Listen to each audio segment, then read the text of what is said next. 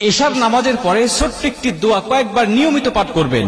আল্লাহ আসমান থেকে গায়বী রিজিক আপনাকে দান করবেন। এই দোয়াটা নবীজি সাল্লাল্লাহু আলাইহি ওয়াসাল্লাম নিজে তার মেয়ে হযরত ফাতেমা রাদিয়াল্লাহু তাআলা আনহাকে জানিয়েছেন।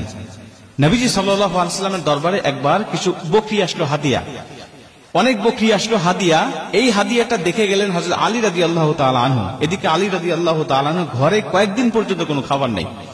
এগুলো দেখে চলে গিয়েছেন বাড়িতে, গিয়ে ফাতেমা রাদিয়াল্লাহু তাআলা আনহাকে ডাক দিয়ে বলছেন, ফাতেমা, আমি দেখে আসলাম নবীজি সাল্লাল্লাহু আলাইহি ওয়াসাল্লামের দরবারে কিছু বকরি হাদিয়া এসেছে, আমাদের ঘরে তো কয়েকদিন খাবার নাই, তুমি যাতা পিষতে পিষতে হাত দিয়ে রক্ত বের হয়, তুমি একটু নবীজির কাছে যাও, গিয়ে বলো সে যেন একটা বকরি আমাদেরকে হাদিয়া দেয়, তাহলে অন্তত আমরা ছেলে সন্তান নিয়ে কয়েকটা দিন অন্তত ভালোভাবে খেতে পারবো, আমাদের ক্ষুধাটা অন্তত নিবারণ করতে পারবো, তুমি চলে যাও তোমার পিতার দরবারে।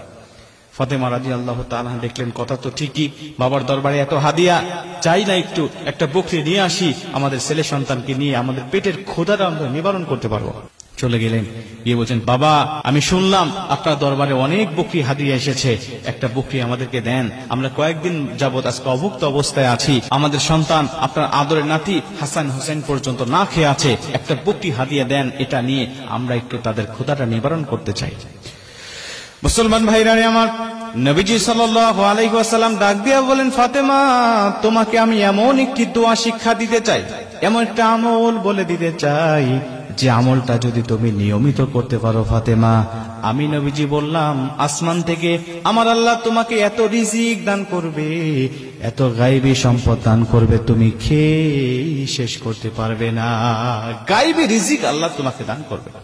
ফাতেমা, তুমি বলো তুমি কি নিতে চাও, বলো, বকরি নিয়ে যাবে নাকি এই দোয়াটা তুমি শিক্ষা নিবে, এই অমূল্য দোয়াটা তুমি শিক্ষা নিবে নাকি বকরি হাদিয়া নিবে, বলো।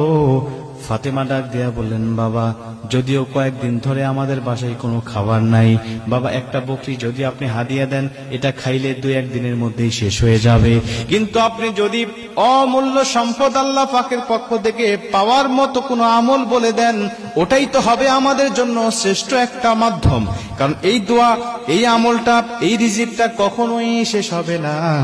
এই আমলটা করে করে আল্লাহর দরবার থেকে আমি রিজিক নিব, আর আল্লাহ পাক আমার সংসারটাকে সুখময় শান্তিময় করে দিবে।